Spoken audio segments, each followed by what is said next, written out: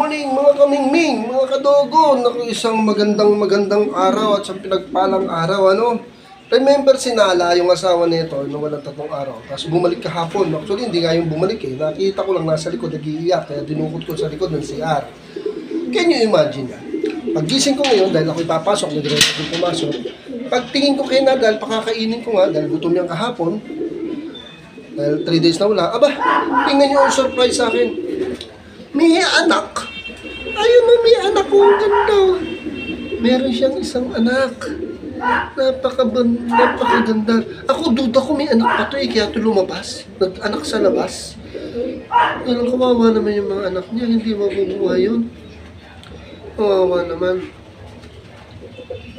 Kasi kung mga anak to, 3, 4, pero siya isa lang. Parang pahabol na lang to eh. Nala, pahabol na lang to.